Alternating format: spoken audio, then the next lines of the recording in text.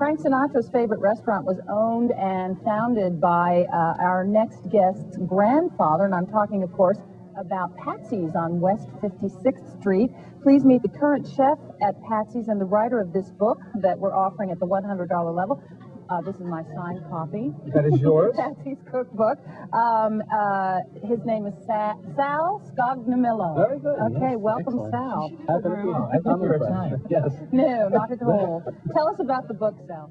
It was a pleasure to write this book, and what's a little bit different about our cookbook is that not only do you have very user-friendly recipes, so even if you're a novice chef, you can do these recipes very well, find these ingredients in your supermarket, but a lot of great stories. And the whole forward was written by Nancy Sinatra, and there's some great Frank stories in there. We had so many good times with him at Patsy's. It was a lot of fun. How did it all get started between your grandfather and Frank? Frank was first brought into the restaurant by Tommy Dorsey. And he said to my grandfather, he said, "Hey, Patsy, you got to fatten up this kid. He's too skinny." He says in the program he's in 28 ways. Yes, that's right. He brags about that, right? Right. And it was ever since then, and he brought anyone and everyone into our restaurant. And to this day, even though he's gone over 5 years, people still come in and mention his name. You know, Sal, I have to tell you, where I grew up in Newark, New Jersey, there are a lot of restaurants, not as great as yours. But the fact is, Sinatra music is always there. And when the music is there, the pictures are on the wall, you still feel the Sinatra presence. You feel it at your place, right? You do. You really do. It's so much history and so much fun that the walls could speak. But we have in the Patsy's Cookbook a lot of funny stories.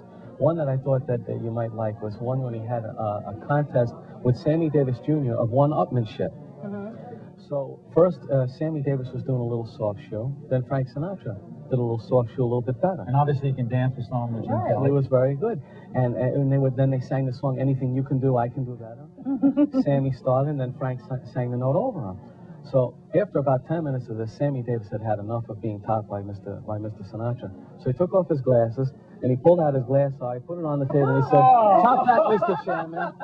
He said, "Top that, Mr." So that was the end of that contest. It's so great having you here, Sal. I'm sorry to cut you off, but we need to cut to the chase, as it were. Yes. We are here to get the phones to ring. Yes. What can you say to our viewers about the importance? My experience is that I have 2 young children, and I will always be happy they're watching Channel 13. Sometimes even the Cartoon Network doesn't have appropriate things. It's family programming. That's right. It's something for everyone. And if you are a fan of Frank Sinatra who loved the arts, you must contribute to this. Okay, great to have you here. Patsy's Cookbook, our thank you for a pledge of $100. Give us a call.